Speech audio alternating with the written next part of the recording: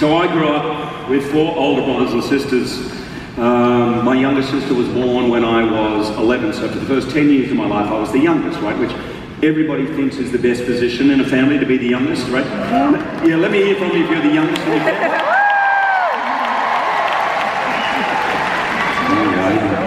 There's always a few cheers there. That's the middle kids.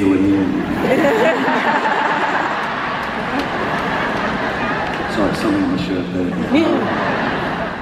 But it's not the best being the youngest, it's the worst. I'll tell you why. Because your whole life, everybody else gets to do stuff that you're not old enough to do, right? That's all you hear. Every day. Hugh, don't worry, you'll get to do it next year. I'm like, next year, I'm 7. I'm going to punch you in the face. Yes, I am going to play the piano for you here today. Because clearly, I feel that 3 years of piano lessons at high school qualifies you for playing Madison's Greg. Sorry, Billy Joel. And every musician who's ever lived.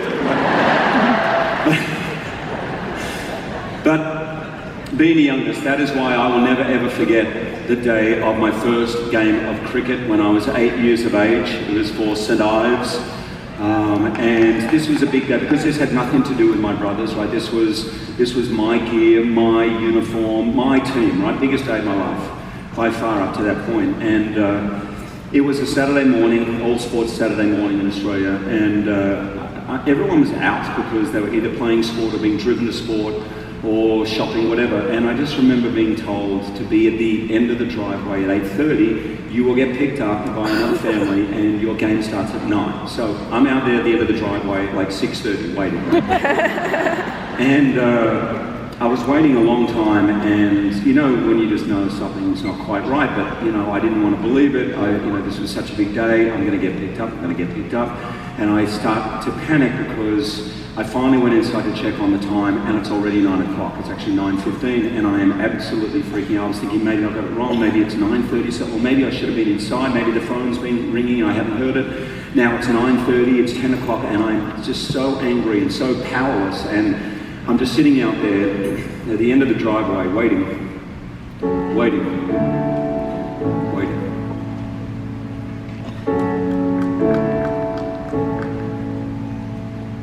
Have you ever felt like nobody was there? Have you ever felt forgotten in the middle of nowhere? Have you ever felt like you could disappear? Like you could fall? No one would hear. Well, let that lonely feeling wash away. Maybe there's a reason to believe you'll be okay. 'Cause when you don't feel strong enough to stand, you can reach out your hand. And oh, someone will come running. And I know to take you home.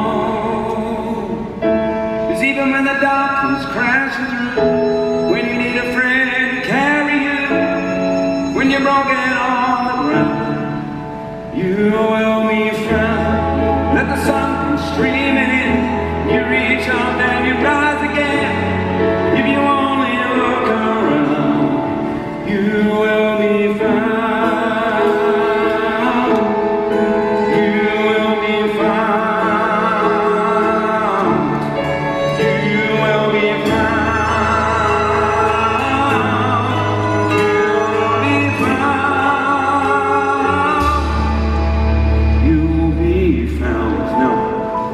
That's not really a story of an 8-year-old boy missing his first game of cricket. Maybe someone forgot to pick me up, maybe the game was the following week, maybe it never happened, who knows, but for some reason that memory is very clear in my head, and that's because I think when I was 8, I was about as vulnerable as I'd ever been in my life, and I would give anything to be able to go back to that 8-year-old version of myself and just put my arm around me and just tell me it's going to be okay. I know this feels terrible, I know there's a lot going on you don't understand, but this will not define you. In fact, what will define you is how many people will be there to pick you up when you fall.